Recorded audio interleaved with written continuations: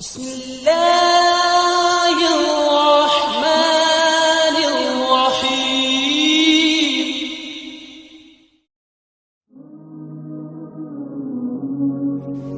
ہمارے ذہنوں میں جو معیارات بیٹھے ہوئے ہیں وہ کیا ہے؟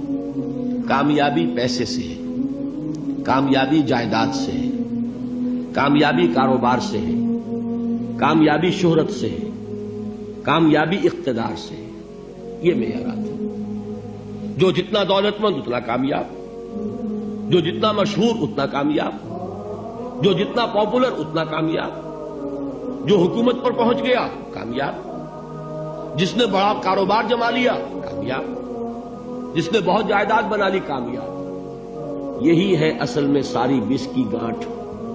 جو تصور کامیابی کا ہوگا اسی کے مطابق آپ کی بھاگ دوڑ ہوگی، اسی کے لیے جد و جہد ہوگی، اسی کے لیے توانائیاں صرف ہوں گی، اسی کے لیے دن رات کی مشقت ہوگی۔ یہ ہے اصل شے جس کی یہاں نفی ہو رہی ہے۔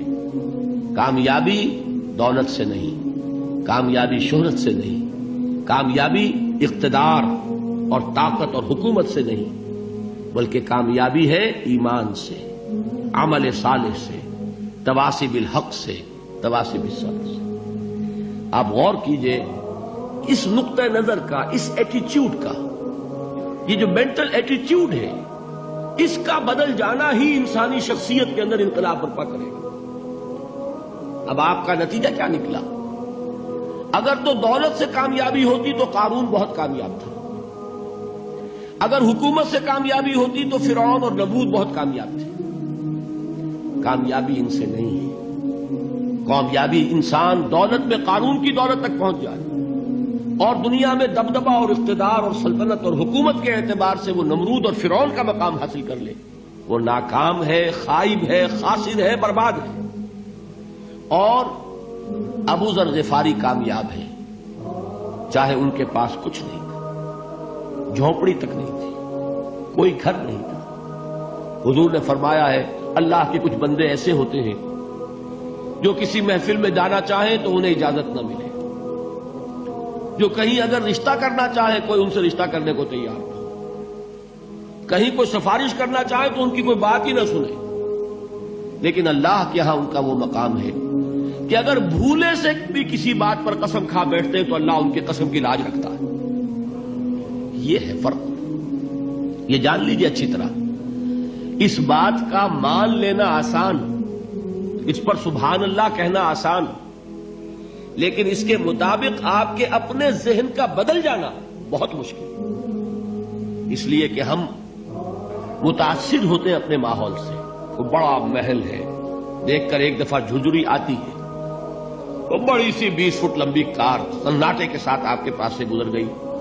ایک دفعہ اعصاب کے اندر ارتعاش ہوتا ہے، محسوس ہوتا ہے بڑے یہ نصیبے والے لوگ ہیں، بڑے خوش نصیب، بڑے کامیاب، حالانکہ کچھ معلوم نہیں کہ یہی سب سے بڑی بد نصیبی ہو سکتا ہے کہ یہی سب سے بڑی ناکامی ہو۔ اگر ذہنوں میں یہ بات بیٹھ جائے کامیابی کس شے سے، یہی وجہ دیکھیے قرآن مجید میں بارہا آپ دیکھیں اولئک ھم المفلحون، یہ ہے لوگ کامیاب ہونے والے۔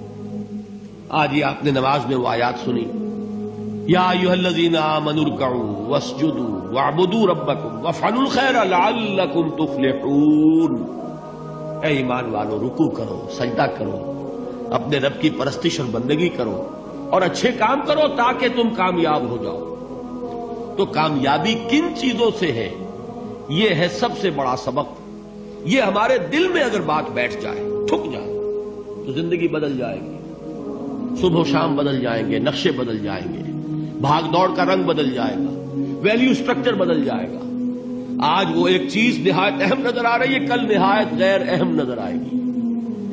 جیسے کہ حضور کی حدیث ہے مالی ولی الدنیا، مجھے تمہاری اس دنیا سے کیا سروکار ہے، انما مثلی کراکب استظل تحت شجرۃ ثم راح فترکھا، میری مثال تو اس سوار کی سی ہے جو تھوڑی دیر کے لیے ایک درخت کے سائے میں ٹھہرتا ہے سستانے کے لیے، پھر وہ اپنا راستہ لیتا ہے، اسے اس درخت سے مستقل تعلق اس کا نہیں ہے، وہ اس کا گھر نہیں، وہ اس کی منزل نہیں۔ اسی طرح یہ دنیا میرا گھر نہیں ہے۔ اب دیکھیے ہم کہتے ہیں انا للہ و انا الیہ راجعون، ہم تو مسافر ہیں، ہم اللہ کے پاس سے آئے، اللہ کی طرف ہمیں لوٹ جانا ہے۔ کن فی الدنیا کانک غریب و عابر سبیل، حضور فرماتے ہیں دنیا میں ایسے رہو جیسے کہ تم اجنبی ہو یا راہ چلتے مسافر۔ لیکن یہ طرز عمل کب ہوگا؟ جبکہ یہ آیت ہمارے ذہنوں کے اندر بیٹھ گئی ہو، والعصر ان الانسان لفی خسر الا الذین آمنوا وعملوا الصالحات وتواصوا بالحق وتواصوا بالصبر۔ یہ ہے اصل بات جو میں نے عرض کیا تھا کہ میں بتاؤں گا صحابہ کیوں ایک دوسرے کو یاد دلاتے تھے۔ اس لیے کہ دیکھیے جیسے برف باری اگر ہو رہی ہو، آپ باہر نکلیں گے تو برف آپ کے کپڑوں پر جم جاتی ہے نا، تو آپ جھٹکتے ہیں کپڑوں کو تاکہ برف ہٹ جائے۔ ہمارے ایمان پر اس دنیا میں رہتے ہوئے جب ہم متاثر ہوتے ہیں ماحول سے تو گردہ آ جاتا ہے، برف پڑ جاتی ہے، اس کو جھٹکتے رہنے کی ضرورت ہے۔ اور وہ جھٹکنے کی بہترین اور مؤثر ترین شکل یہی ہے کہ یاد رکھو کامیابی ان چیزوں سے نہیں ہے۔ چمک دمک جو ہے دنیا کی، یہ ساری چمک دمک جو تمہیں رجھا رہی ہے، جو تمہیں اپنے اندر گم کیے ہوئے، یہ لفظ گم پر اقبال کا وہ شعر یاد آ گیا کہ کافر کی یہ پہچان کہ آفاق میں گم ہے، اور مومن کی یہ پہچان کہ گم اس میں ہے آفاق۔ تم گم نہ ہو کر رہ جاؤ، اس میں مبہوت نہ ہو کر رہ جاؤ، مرعوب نہ ہو کر رہ جاؤ، دنیا ہی کی محبت تمہارے اوپر ڈیرے نہ ڈال دے، تمہارے دلوں کے اوپر مسلط نہ ہو جائے۔ لہذا تازہ کرتے رہا کرو، والعصر ان الانسان لفی خسر الا الذین آمنوا وعملوا الصالحات وتواصوا بالحق وتواصوا بالصبر۔